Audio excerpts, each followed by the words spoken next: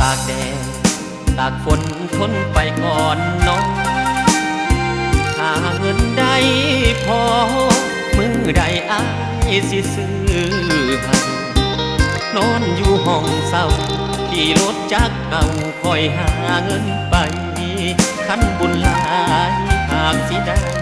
รถคันใหญ่ๆมาขี่คือเขาอดสาก่อนหาเงินหามาให้น้องเก็บไว้ให้เมียใจใหญ่ๆหาเงินได้ซื้อบ้านของเราขายพักขายยาให้สิว่าก็อยากเอาขอเพียงคอยและเจ้าอยู่ห้องเศร้ากินข้าวห่วมผ้าวาสนาคนเฮา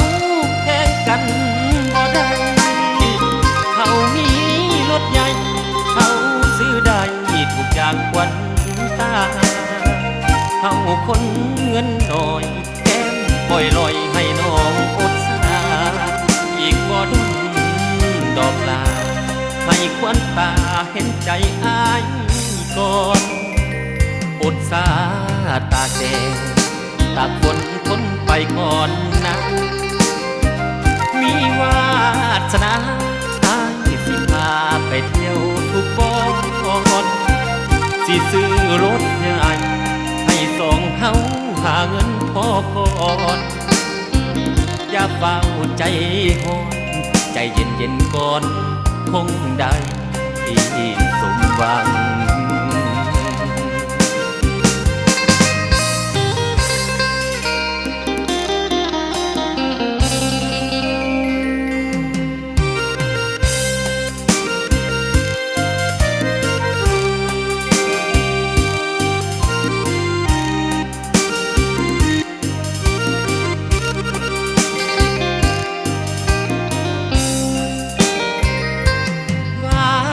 นา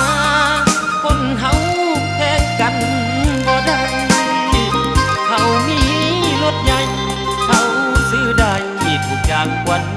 ตาเขาคนเงินน้อยแก้มปล่อยลอยให้น้องอดสาอีกบ่ดุดอกลาให้ควันตาเห็นใจอายก่อนอดสาตากแดดตากฝนทนไปก่อนนะมีวาสนาอายสิพาไปเที่ยวทุกบ่อนสิซื้อรถใหญ่ให้สองเฮาหาเงินพอก่อนอย่าเฝ้าใจหอนใจเย็นๆก่อนคงได้สมหวัง